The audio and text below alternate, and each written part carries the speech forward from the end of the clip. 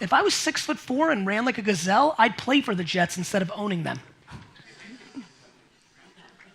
I really need everybody to have that one sink in, because it's the most important one.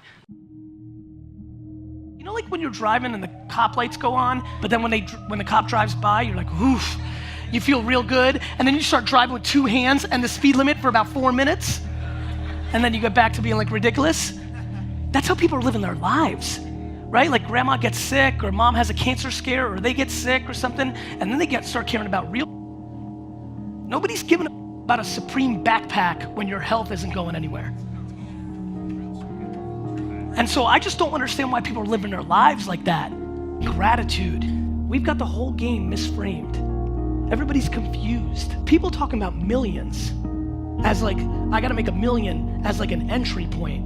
And they don't even understand that 99% of people in America don't make $400,000 a year. Nobody is putting on marathon sneakers. Everybody wants to be a sprinter. Everybody wants it tomorrow. All the information is free. There's a lot of people who'd much rather pay somebody to make them feel good about why they're not doing. Let me give you the secret once and for all right here. Work. A lot. Everybody looks at the people that made it, and none of you looked at how they got there. Talk your truth. Create a framework that you can follow. Talk your reality. Think about your grandparents. They didn't have no internet. They had to work the job and go to sleep. The fact that you can work your 9 to 5 to pay off your debt or pay your rent or take care of what you have to, and then you can take on your phone and work from 7 p.m. to 2 in the morning, that's a blessing. And nobody can stop you and nobody decides but us. Do you have the humility to put in work, period? Because the only people listening to your excuses are your loser friends. My friends, let's just get to the punchline. People sit in little circles with 4 people, everybody gassing each other up, people complaining downstairs wearing $213 shoes. Like, get perspective. Everybody's pointing at everybody else without understanding. Nobody's deploying empathy. Here's what you don't get. You lack patience. Too many of you talk about being it, but you're not living it. You know why you guys aren't patient? Because you want to win already to stick it to your parents. I'm trying to become your excuse, your shield, your thing that you can point to. Because if you trip and fall, you guys are worried about failing.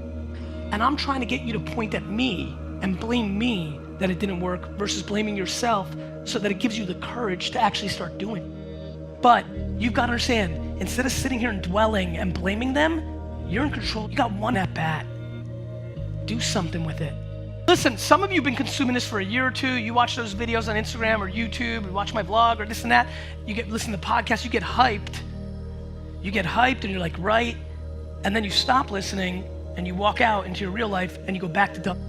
You know how many people sitting here still dwelling about 2011? Let me tell you what you should focus on. If I could ever convince all of you that your shortcomings and your detriments are your strengths, you would win.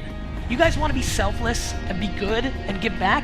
Be selfish first and get to your place where you need to be. The current state of political correctness and how you should parent, how you should live, what age you should get married at, like, that's all. Like, there's only one story, like yours. I'm not scared of losing because I don't allow any of you to judge me. Guys, you're only scared to lose because you're worried about what other people are going to say. My losses are my losses.